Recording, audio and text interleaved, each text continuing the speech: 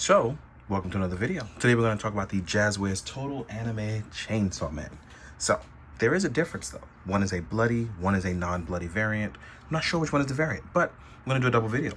Let's get to it. Since we don't have to go with the articulation of one, but we do have to talk about the differences between the two, this will be nice, short, and sweet, but to the point and full of love. So, I have the SHF Chainsaw Man, but just taught me about this one, and I wanted to try it out, and here I am. So shout out to Jazwares for that.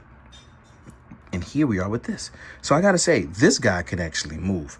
I don't know what magic they've been putting into the line, but it's engineered really well. It hits all the articulation points that I like. It doesn't have that deep of an ab crunch that I would like, but it surely makes up for it with the durability and overall look. Whereas Yuji and Kaneki were really, really glossy, this guy is matted out in the way that I like, because I don't like really shiny figures. I like matte ones. So articulation-wise, we have a lot of expression. Here with Chainsaw Man starting at the gate, he can look up and look down, which is pretty important to me, especially with Chainsaw Man, because when you want to do a certain maneuver like this and you want him to look really good, you want to be able to achieve that pose easily, and this one is easily done.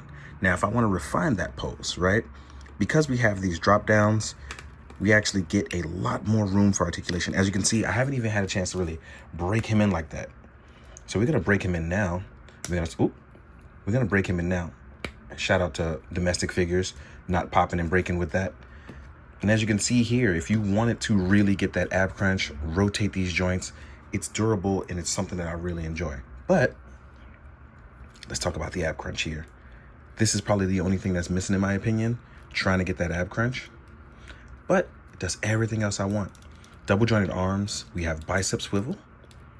We do have a nice butterfly joint as well too, which allows for a lot of crossover. As you can see here, look at that. This is actually beautiful that you can cross arms like this. A lot of people can't do that with some figures, and they've pretty much nailed it. So it's one trade-off for another. I do wish it had a better ab crunch. Whoop. Let's get you back here. I do wish it had a better ab crunch, but as you can see here, if you wanted to pose this guy cross running and looking really good, it is not an issue whatsoever. So he will look really good in a ton of poses, just none of them crouching. And again, if you've missed out on the SHF, this may really be for you. So, and I keep popping these out, but it's just part of the fun of actually breaking this figure in. At least I don't gotta worry about breaking it. We have a beautiful double joint, as you guys can see here. Let's see if we have, nope, but we do have swivel here. Oh, these joints are really good and tight. I don't know if you saw the paint chip just come out of that. These are really like fresh out of the box. So yeah, we do have a thigh swivel as you saw, but clearly you need to rotate that and get it in good. But yeah, I gotta say, this is actually really good. Wow. Yeah, this is actually pretty good. It's just missing a few keystrokes to make it perfect in my opinion, but I don't see too many issues with it. I can see why Jess was recommending this. Shout out to you, Jess. Now, this is the normal one, and then we have the bloody variant right here. So out of the box, we have a slightly different shirt color, but everything else remains same. I feel like we probably have, yeah, so we just have our bloody variant, which looks really solid. I think I have a warped arm, but I could heat that up, so that's not an issue. Because the plastic is a little softer, I could just heat that up. As far as accessories go, they actually have the same accessories, except his are bloody. So let's actually show off the bloody ones so you guys can see it. One quick thing though, I want you to know that this one comes with, the normal one will come with a bloody head. This one starts off with that bloody head, as you can see here.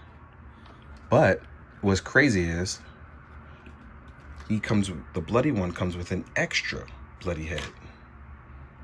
See the difference in our paint apps? Pretty cool. You will also get a substitute jaw piece for our closed mouth. As you can see, he starts off with the one with the tongue out. Same would be for this one. You can actually just rotate and flop them out with our tabbing. And for our bloody one, you will also get bloody arms. Oop, had them reversed. You'll get normal arms with closed fists for the normal one. Oop, have them reversed too. So as you can see here, if you've missed out on the SHF or you just want some more domestic stuff, this is actually not bad. I gotta say, these actually clean up pretty well. I do wish that we had a little bit more boot swivel here and we had better ab crunch, but other than that, I feel like for the price point, you're actually getting something pretty nice. Now, with that being said though, let's size him out with some other figures, see how he stands out. All right, now we're gonna get to the size comparison. Very important to note that when compared to the SHF, it towers over it. So if you want that bigger, longer Chainsaw Man, that's definitely what you'll be getting. Now, personally speaking, I'm still gonna prefer the SHF. That's just me. But to say this is not a good toy would be a lie. I feel like the real big thing that's missing from this is going to be better ankle articulation and a better mid-cut for the articulation. Whereas the SHF really has that soft plastic, which is going to allow it to get a little deeper. This one it just sits there. So it does get a little bit better, especially when it's being held up, personally, by having the leg go higher than the said 90 degrees. So it definitely adds to the illusion of a better ab crunch, which for me, articulation is king, but that's just me personally. Now, when you compare this to other anime heroes that we have in line, here we are with Ken Kaneki.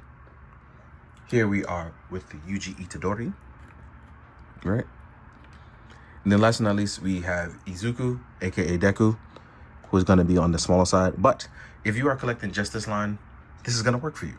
It's inexpensive, it works. It may not have all the articulation like an SHF, but they are really nice. But when you want to compare it, like mix and matching lines, this is where it's going to get important for some people. When you compare it to a Jada Toys Ryu, he's bigger. When you compare it with other imports like this Bakugo here, another anime hero, as you can see, it's bigger. But they will scale out really well with domestic stuff. So here we are with a Valaverse figure. Then I know I have a Marvel Legend here somewhere. Oh, here we go. We have Marvel Legends Nick Fury here, so let's remove Ryu. And as you can see, these guys are all about the same height, which is pretty nice. So they made it basically like a 6.25 inch one, whereas SHF is, before the upscale of figures, they're about 5.5, as you can see here. But when comparing to a Mezco or a Mythic Legion, here's Mezco Ichigo, then here is a Mythic Legion. As you can see, they scale out pretty well. Now, like I said, this line has really grown on me. I like them to begin with, but they really are nice substitutes if you cannot find imports right now. So it works out. But I am hoping that going forward with the line, they do deeper cuts on articulation and don't cut corners on the ankles. I'm really looking forward to seeing more like that. So in the meantime, I hope you enjoyed. Hope you enjoyed coming through, checking it out. And as always, please be good, do good, drink your water, guys. Later.